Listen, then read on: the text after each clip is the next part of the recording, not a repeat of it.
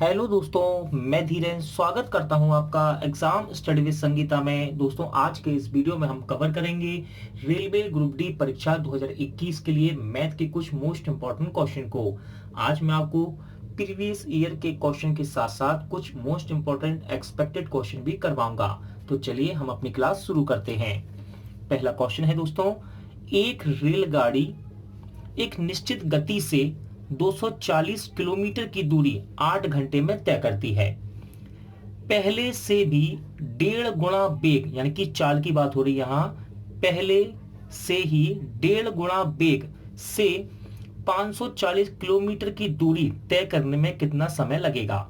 तो दोस्तों यहां आपसे कह रहा है कि पहले से 1.5 गुना ज्यादा वेग, यानी कि चाल से। तो हम यहां पर देखेंगे कि यहाँ एक लाइन दे रखी है, यहाँ कह रहा है एक रेलगाड़ी निश्चित दूरी को एक गति से 240 किलोमीटर की दूरी 8 घंटे में तय करती है। तो यहां से हम चाल निकाल सकते हैं, हाँ निकाल सकते हैं। लगाते हैं फॉर्मूला, देखिए चाल बराबर दूरी बटे समय। दूरी कितनी दे रखी है दोस्तों, 240 किलोमीटर में, बटे समय कितने, 8 घंटा लेती है वो। सॉल्व करते हैं, 8 तिया 24, यानी कि 30 किलोमीटर प्रति घंटा इसकी चाल है। ठीक है ना, रेलगाड़ी की चाल कितनी है, 30 किलोमीटर प्रति घंटा आ गई निकल के। अब कह रहा है यहाँ पहले से, यानी कि पहले चाल कितनी थी, 30 किलोमीटर प्रति घंटा, पहले से भी 1.5 गुना वेग, यानी कि हम इस चाल को 1.5 गुना बढ़ा देंगे, यानी कि अधिक कर देंगे। फिर 540 किलोमीटर की दूरी तय करने में कितना समय लगेगा। तो हम देखिए चाल को 1.5 गुना करते हैं, 30 है, 30 को हम कर देंगे दोस्तों 1.5 गुना। देखिए 2 एकम 2, 2 और 1 3, यानी कि 3 बटे 2। हम इसको सॉल्व करते हैं, 1.5 गुना करते हैं, ये कट जाएगा 15 बार, 15 तिया 45, यानी कि अब चाल कितनी है, बढ़ाने के बाद 1.5 गुना अधिक करने के बाद 45 किलोमीटर प्रति घंटा। ठीक है दोस्तों, चाल को 1.5 गुना मैंने बढ़ा दिया, कितना हो गया, 30 से 45 किलोमीटर प्रति घंटा। अब कह रहा है कि 540 किलोमीटर की दूरी तय करने में कितना समय लगेगा। तो देखिए समय बराबर, लगाते हैं फॉर्मूला, समय बराबर दूरी बटे चाल। ठीक है ना, देखिए दूरी कितनी है, दूरी है 540 किलोमीटर, 540 किलोमीटर, और चाल कितनी हो गई, 45।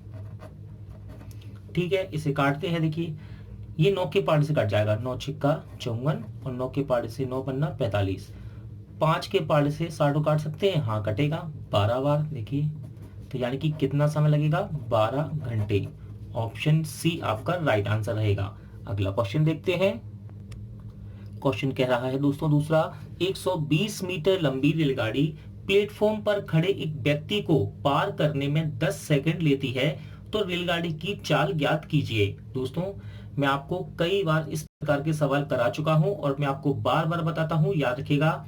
जब भी कोई रेलगाड़ी किसी व्यक्ति को या किसी खम्भे को, यानी कि जो चीज खड़ी हो इस तरह से पार करती है, तो रेलगाड़ी की लंबाई इस लंबाई में नहीं जुड़ती है। और यदि रेलगाड़ी किसी लेटी हुई चीज को इस तरह से पार करती है तो उनकी लंबाइयां जुड़ती हैं। जैसे मान लीजिए ये ट्रेन है और ये आपका पुल है, तो इनकी लंबाइयां जुड़ जाती हैं, या सुरंग हो तब भी इनकी लंबाई जुड़ जाती है। लेकिन यहाँ व्यक्ति को पार कर रही है तो इनकी लंबाई से हमें कोई मतलब नहीं है। तो सिंपल सा क्वेश्चन है, हमको केवल चाल निकालनी है। तो लगाएंगे फॉर्मूला हम, चाल बराबर दूरी बटे समय। दूरी कह लीजिए या लंबाई कह लीजिए, देखिए कितनी लंबाई है रेलगाड़ी की, 120 रख देते हैं हम। और व्यक्ति को पार करने में कितना समय ले रही है, 10 सेकंड का, 10 सेकंड समय है, नीचे रख देते हैं। काट के देखते हैं, देखिए कट गया इससे कितनी बार, 12। ये मीटर पर सेकंड में है, देखो ये मीटर सेकंड, तो मीटर पर सेकंड में आंसर आएगा। तो आंसर आपका 20 सही रहेगा। अगला क्वेश्चन देखते हैं।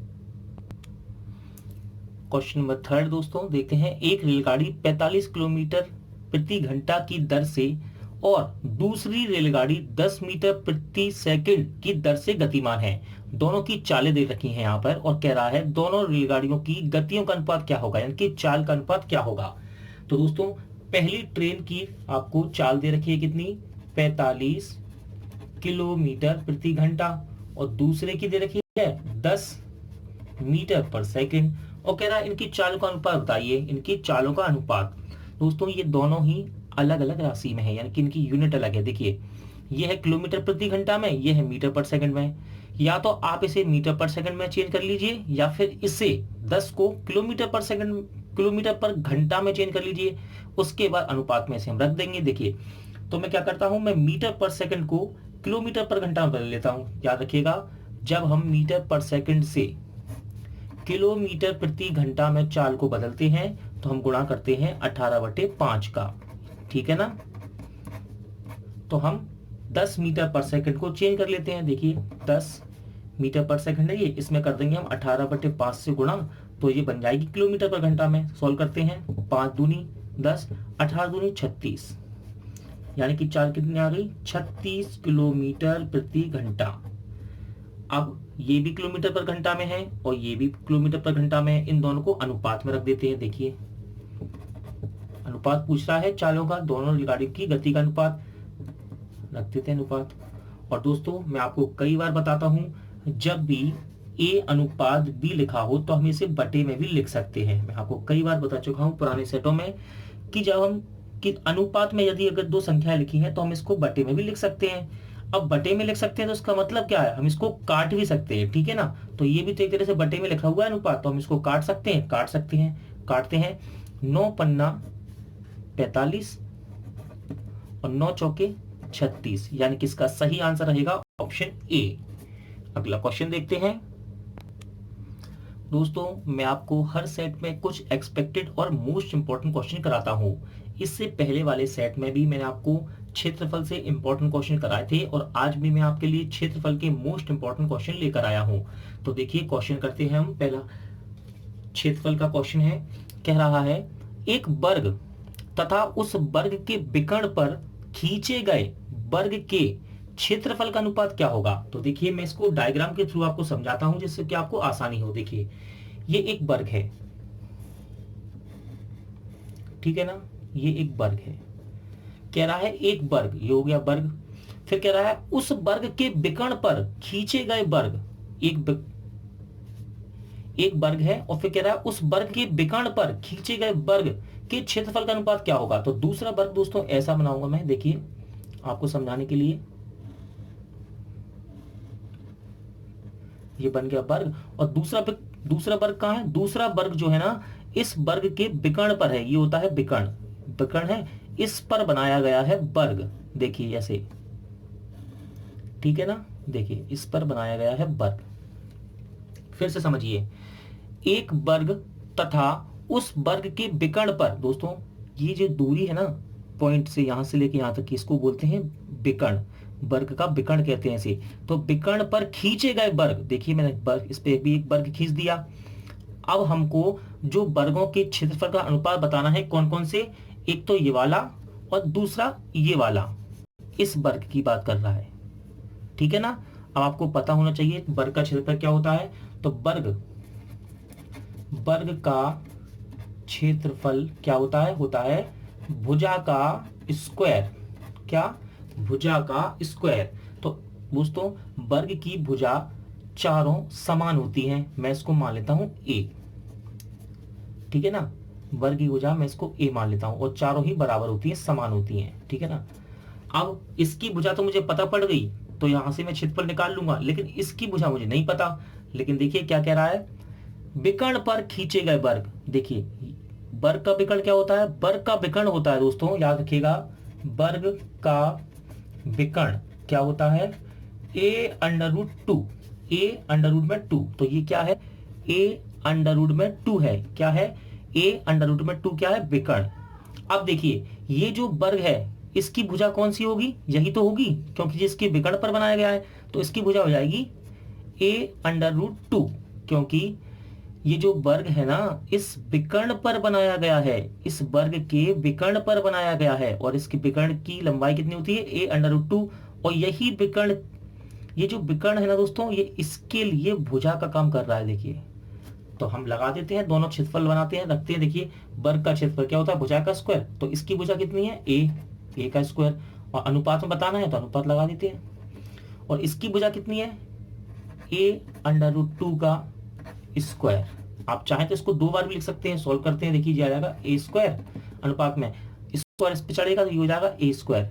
ऐसा भी कर सकते हैं आप, ए अंडर रूट 2 गुणे ए अंडर रूट 2, तो ए का ए में गुणा होगा क्या हो जाएगा ए स्क्वायर, और रूट 2 का रूट 2 में गुणा करेंगे तो क्या आएगा 2।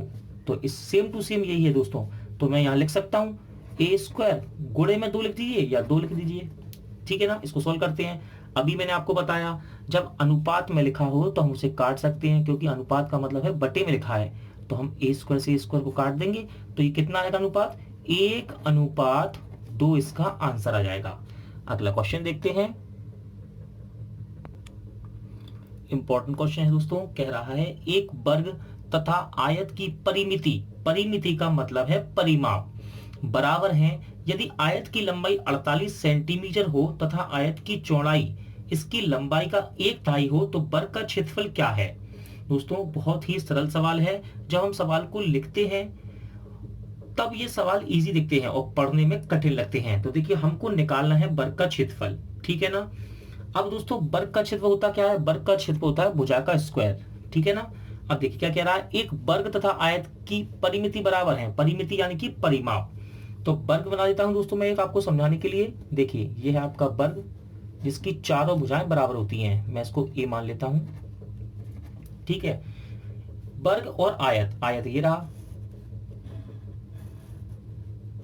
ये होती है लंबाई और ये होती है चौड़ाई, ठीक है ना। लंबाई चौड़ाई इनके परिमाप बराबर हैं। तो देखिए दोस्तों वर्ग का परिमाप क्या होता है, वर्ग का परिमाप और आयत का परिमाप, आयत का परिमाप ये दोनों बराबर हैं, ठीक है ना। वर्ग का परिमाप क्या होता है 4a, भुजा 1 2 3 4 4 भुजा इसमें, इसका क्या होता है वर्ग का परिमाप क्या होता है 4a, और आयत का परिमाप क्या होता है 2l + b, ये आपको पता होना चाहिए फॉर्मूले, ठीक है ना।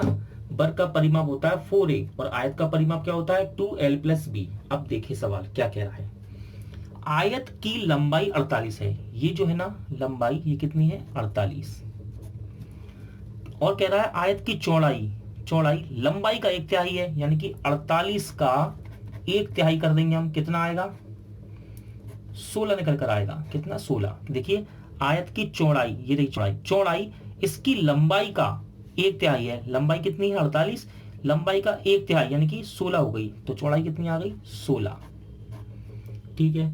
हमको वैल्यू पता पड़ गई एल की और बी की, और यहाँ भुजा ए दे रखी है, हम इसको यहाँ रख के देखते हैं। देखिए 4a बराबर 2, एल का मान कितना है 48 और चौड़ाई कितनी आई बी कितनी आई 16। इसे सॉल्व करते हैं। देखिए क्या मैं इसको काट सकता हूँ, काट सकता हूँ, देखिए कट जाएगा ये 2a और ये कितना हो जाएगा जुड़कर 8 और 6 14 1 64, ठीक है ना। इसको फिर से काट सकते हैं हम, 2 से 64 को काट सकते हैं, तो a की वैल्यू कितनी आ गई 32। ये दोस्तों a क्या है, a है वर्ग की भुजा, क्या है a वर्ग की भुजा, और हमसे क्या पूछ रहा है वर्ग का क्षेत्रफल बताइए। तो क्या होता है वर्ग का क्षेत्रफल, वर्ग का क्षेत्रफल क्या होता है भुजा का स्क्वायर, भुजा का स्क्वायर। भुजा कितनी आई है a कितनी आई है 32, तो यहाँ 32 रख दीजिए और इसका स्क्वायर कर दीजिए, तो 32 का स्क्वायर कितना होता है दोस्तों 10 24, ठीक है ना। आगे देखते हैं, इंपॉर्टेंट क्वेश्चन है दोस्तों। क्वेश्चन कह रहा है एक वर्गाकार मैदान की परिमिति, परिमिति का मतलब होता है परिमाप 4x + 8 है, इसके विकर्ण की लंबाई क्या होगी। तो दोस्तों देखिए ये है आपका वर्ग जिसकी चारों भुजाएं बराबर होती हैं, मैंने आपको अभी बताया था चारों भुजाएं इसकी बराबर होती हैं। कह रहा है इसका परिमाप दे रखा है आपको, वर्गाकार मैदान की परिमिति यानी कि परिमाप 4x + 8 है, तो वर्ग का परिमाप होता क्या है, वर्ग का परिमाप क्या होता है, ये होता है 4a, ठीक है ना 4a, ठीक है। अब वर्ग का परिमाप क्या होता है 4a, और वो आपको कितना दे रखा है 4x + 8, 4x + 8। सॉल्व करते हैं इसे। देखिए यहां से हम भुजा निकाल लेंगे, ए निकल कर आ जाएगी और हम इसकी विकर्ण की लंबाई भी बता देंगे। देखिए, क्योंकि विकर्ण की लंबाई होती है a√2, तो उसके लिए हमें जरूरत पड़ेगी a की। क्या निकालना है? वर्ग का विकर्ण। देखिए, वर्ग का विकर्ण निकालना है आपको। विकर्ण, और क्या होता है वर्ग का विकर्ण? ये रहा विकर्ण, इसको कहते हैं दोस्तों। और क्या होता है? ये होता है a√2। तो हमको वर्ग का विकर्ण निकालने के लिए a की आवश्यकता है, यानी कि भुजा की, और भुजा यहाँ से निकल जाएगी आपकी। ये आपको दे रखा है आपको परिमाप, तो यहाँ से भुजा निकाल लेंगे हम। देखिए, आगे सोल्व करते हैं हम। 4, इसमें से 4 कॉमन निकाल सकते हैं। 4 निकाल लेंगे, कितना हो जाएगा? x प्लस, देखिए 4 निकाल लेंगे तो ये कितना बचेगा यहाँ पर? x, और ये हो जाएगा 2। दोबारा गुणा करके देख सकते हैं, फिर से ये बन जाएगा। देखिए 4x, और गुणा करेंगे तो 8। तो हम यहाँ से 4 बाहर भी तो निकाल सकते हैं। निकाल लिया मैंने, 4 को 4 से मैंने काट दिया। ए की वैल्यू कितनी आ गई? x प्लस 2, यानी कि मैंने भुजा निकाल ली दोस्तों। ये मैंने भुजा निकाल ली, कौन सी? ये भुजा ए आ गई, x प्लस 2। अब आपसे कह रहा है इसके विकर्ण की लंबाई क्या होगी? तो वर्ग का विकर्ण क्या होता है? a√2। तो आपको सिर्फ इस a की वैल्यू यहाँ रखनी है, तो रख देते हैं बस, x प्लस 2 √2।